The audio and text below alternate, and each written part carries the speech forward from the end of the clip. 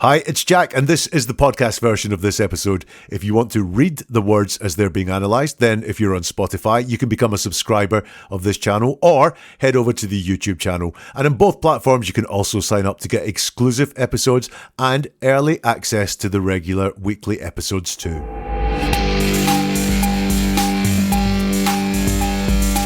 The last time I saw her, I asked if she was okay. That's the words of Joshua Riibe talking to the police about missing woman Sudiksha Konanki.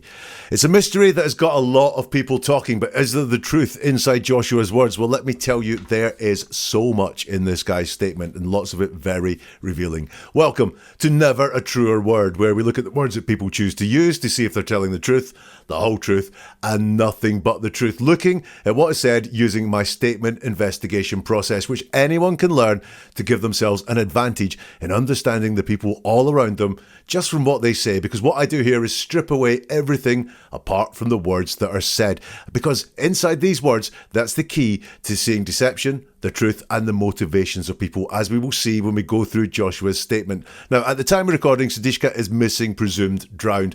She was visiting the Dominican Republic. The last person to see her alive was Joshua.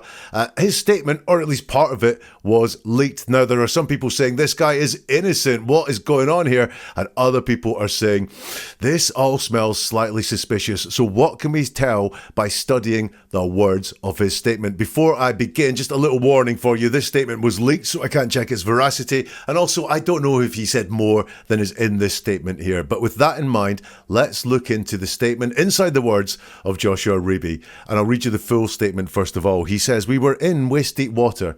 We talked and kissed a bit. A big wave came and hit us both, and when the water returned, it swept us out to sea. As soon as we were able to surface, we tried to call for help. I was getting tired. I realised she was getting tired of swimming too. I've been a lifeguard. I grabbed her and pulled her out. I held her under my arm and swam to get her out of the water. When I finally reached the ground on the beach, I held her in front of me. She wasn't out of the water, she was knee-deep and walking at an angle out of the water. The last time I saw her, I asked if she was okay. I didn't hear her reply because I started vomiting all the water I had swallowed. After vomiting, I looked around. I didn't see anyone. I thought she had grabbed her things and left. Then I woke up because of the sun and because mosquitoes were biting me. I went to my friend's room to get my phone and went back to my room to sleep." So that's it. 3-paragraph statement. I want to start with some things in this statement that are reassuring me here. Number one is the composition of the statement. You can see that in the first paragraph, very quickly, after 2 sentences, he mentions the event. He says, "We were in waist-deep water, we talked and kissed a bit. A big wave came and hit us both." Now, with deceptive people who are storytelling or lying, they may spend a lot of time on the setup, describing the scene and setting all out for what was going on. Why? Because that's the easy stuff to talk about. Because if you go and tell a lie, that's a hard thing to talk about. That's very stressful. So often when people are telling deceptive stories, they stay with the setup for a long time and delay getting to the action for quite a bit. But here we get to the action very, very quickly. A big wave came and hit us both.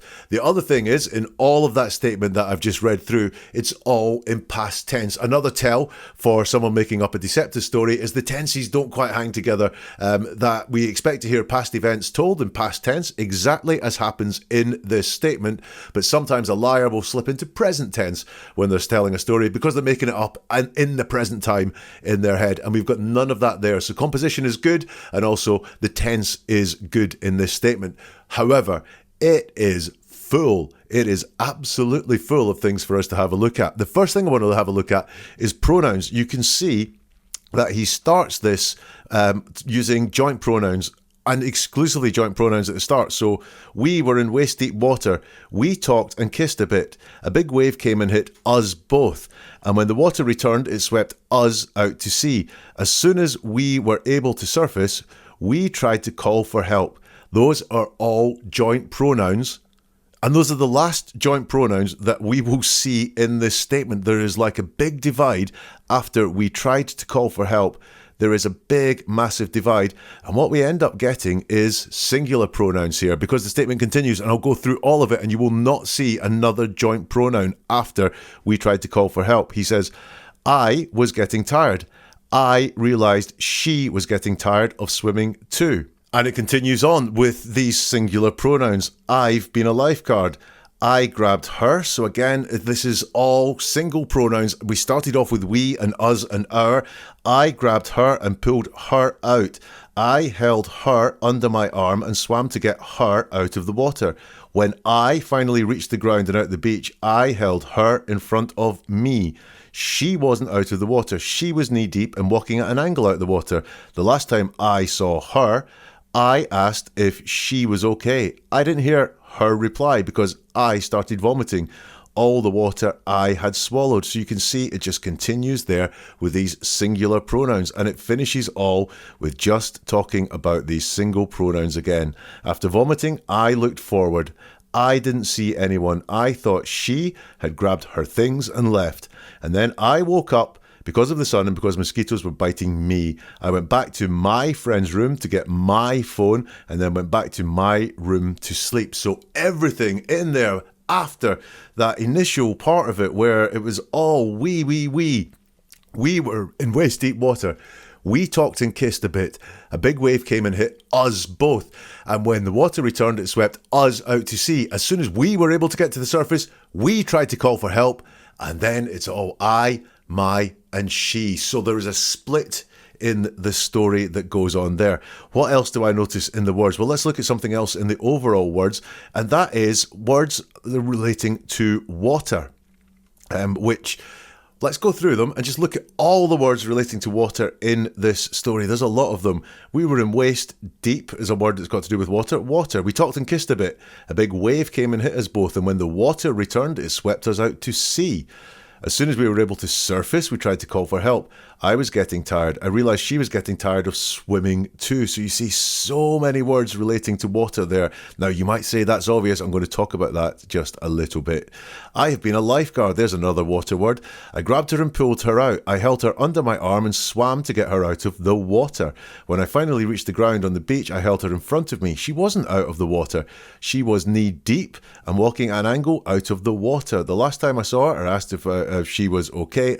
I didn't hear her reply because I started vomiting all the water that I had swallowed. So this keeps on going on about water apart from at that end part of the story.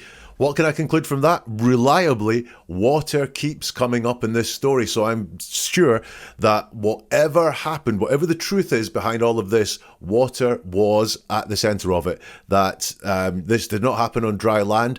Water was, for me, certainly at the center of this story. Okay, so there we go. We've got past tense, which you find really comforting, suggests some truthfulness. The story composition is not frightened of getting to the big action part of the story. That feels good as well. There is something, though, in the middle of that, where there's this break where they were doing things together and then they started doing things apart. It was all I and she. Now, listen. That can infer an argument sometimes. When we talk about we's, there is a closeness. When we talk about I and she, and my and her, then there could be an argument. There could be something that has split them up. I will come back to that later. And then also, I'm certain, because of the amount of references to water that are there, I think that water was certainly involved in this story. However, let's go through it word by word now. And I'm going to point out some really interesting, unusual things that I see in these words. So let's go back through the statement. We were in waist deep water. Now, we talked and kissed a bit. Now, this is the only interaction between the two of them inside this story. The rest of the action that's described is an action by him or an action by her, but talking and kissing, something the two of them do together. But this is the last joint interaction between the two of them in this story. So remember, I said the pronouns change. Well, so does the action description, because this is them talking and kissing there. A big wave came and hit us both, and when the water returned, it swept us out to sea. As soon as we were able to surface, we tried to call for help. Now, as soon as we were able to surface is unexpected in that story, because It's not pointed out inside the story that they went under the water. The water just swept them out to sea. But there's a bit of a gap here, a bit of something not being said inside this retelling of events, in that he doesn't say it took us under, he just says it swept us out to sea. And then he says, as soon as we were able to surface. He then says we tried to call for help. Now, they've been called out to sea. So what help did they think was there? Apparently this happened quite late at night, or even like really early in the morning. Was there someone else there that they expected to be able to hear them? I don't know. But what I do know is he doesn't say who they were calling to help for. So I'm getting the fact they went underwater, not being accounted for, calling out for help to who. I'm spotting that there's things missing inside this story.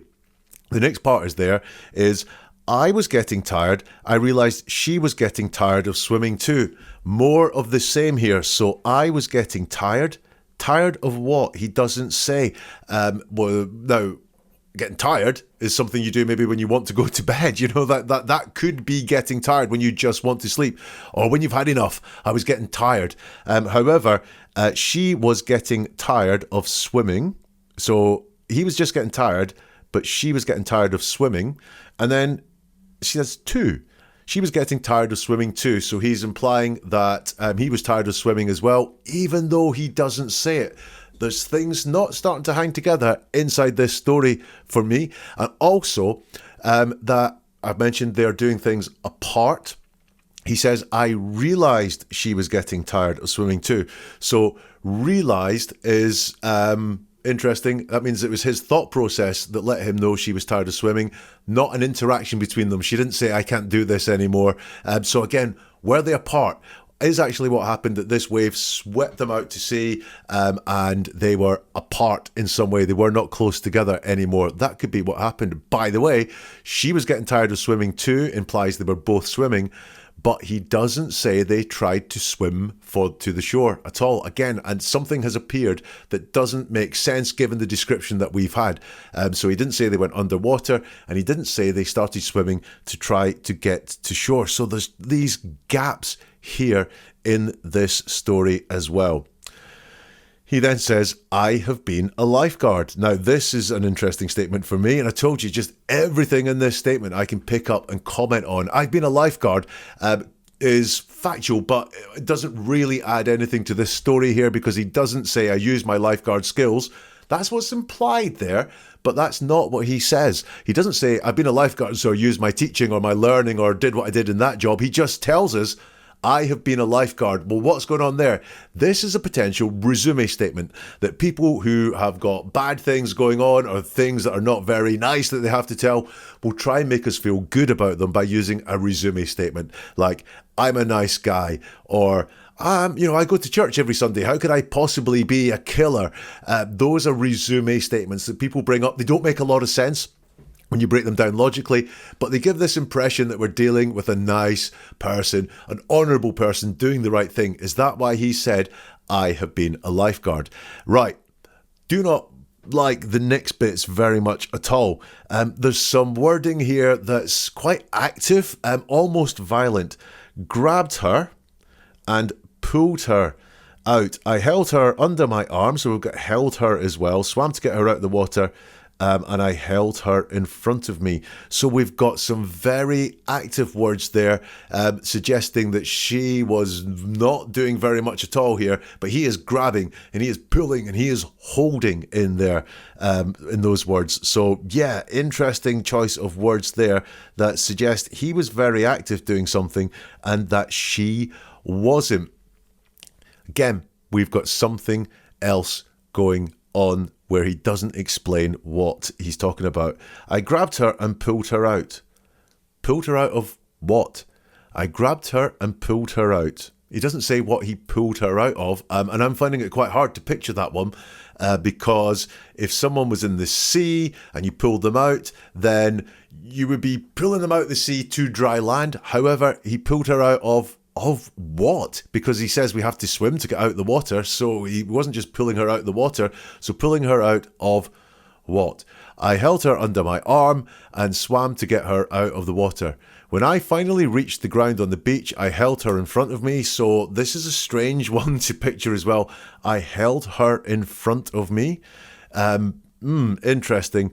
And she wasn't out of the water. Now, interestingly, he's very concerned with getting her out of the water, not him. If you look there, he says, I held her under my arm and swam to get her out of the water. Not to get him out of the water, but to get her out of the water. Why that difference? Well, possibilities going on here is that he wasn't in the water, that she was actually the one that was in a lot of trouble and he wasn't in trouble. Maybe she got swept away and he was shouting or trying to get to her but could not get to her, but he was still at safety. He was still in a good place.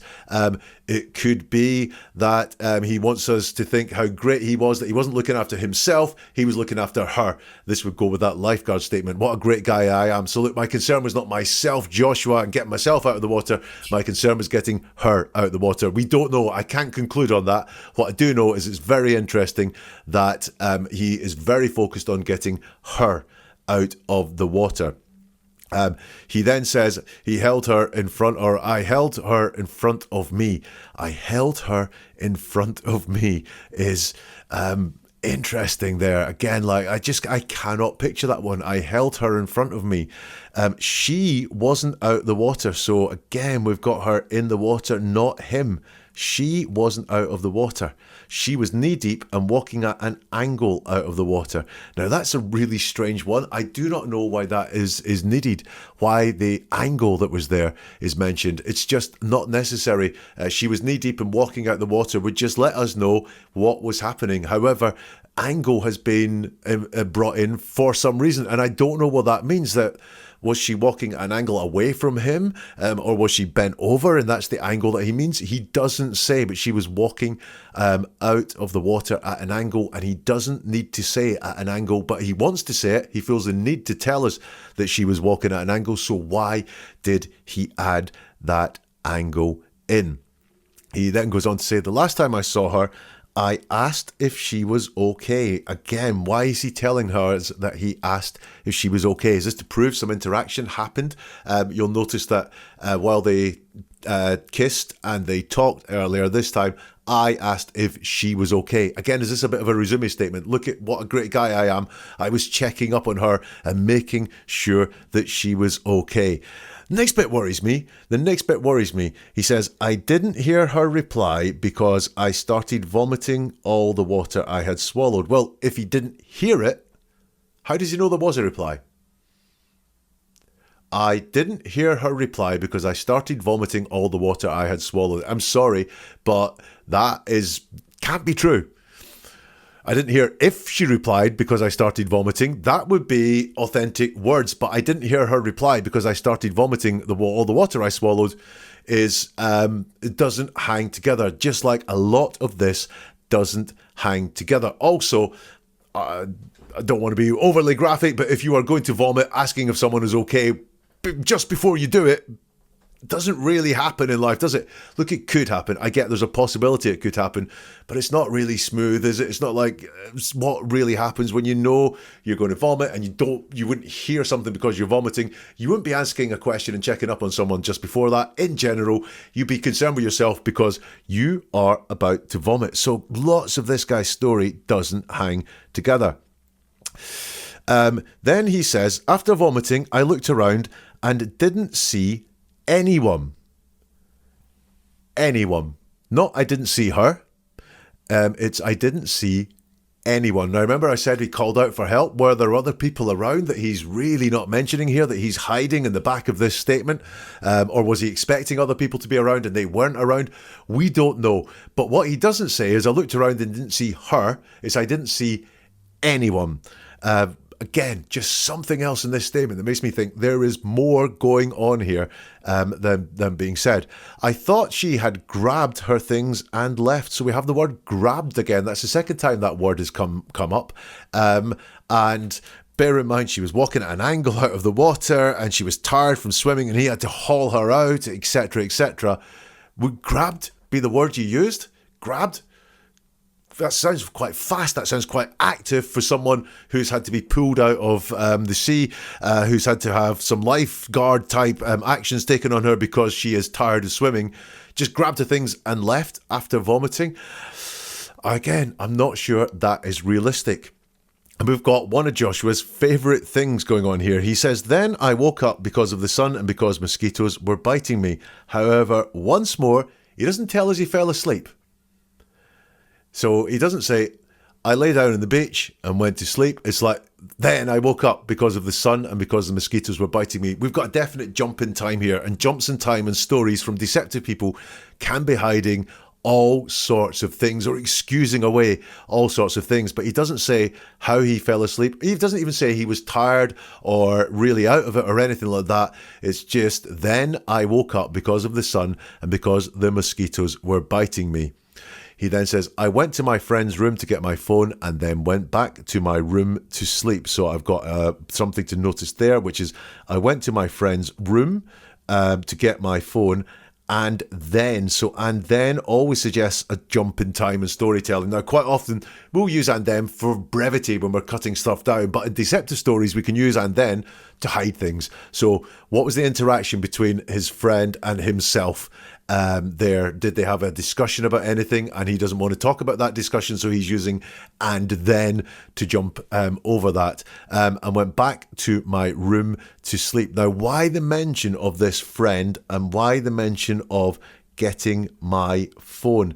This doesn't need to be said unless you really want us to know that your phone was in your friend's room. That's why you would mention that. So, that's the statement from Joshua. Lots and lots in such a short statement, lots to notice. The question is, can I tell from this statement what really happened to Sudiksha? I can have a sort of guess at that. That water being mentioned a lot suggests to me that water was involved in what happened. I do have some questions about words like grabbed and pulled though, and I do think that Joshua is hiding things inside his story. So while there's a lot of it that reassures me, like the fact this is all in the past tense and like the fact that the composition of the story is quite good, he's hiding things inside that story, and certain aspects of the way he tells that don't add up there. My best guess is she got in trouble, not him. Not through his fault. I don't know if it was through his fault or not, but my best guess is that he knows she got in trouble in the water and he couldn't save her.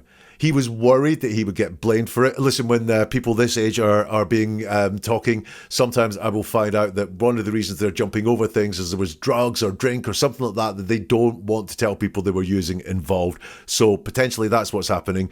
But he was worried he'd get blamed or something that he was using would be found out, and he didn't report it, which is why he has to tell us that he didn't have his phone, so he couldn't report it at the time. I think that's what's going on there. That's my best guess. She got in trouble in the water. He saw it but could not save her. He's worried that he would get blamed, or maybe he didn't think it was as serious. Maybe he took it as a joke or something like that, and he didn't report it. That is my best guess at what has gone on there. Does it make him guilty of something or suspicious? I don't know. That's for someone else to judge. What do you think? Do let me know on the socials. If you can find all of those linked at neveratruerword.com, or you can let me know in the comments here if they are available on your platform. And neveratruerword.com is another place to go to find a whole lot more analysis of the words people use and upskilling yourself to detect the truth, to detect deception, and to detect motivation inside someone's words. Neveratruerword.com, and we'll see you soon for something new from Never a Truer Word.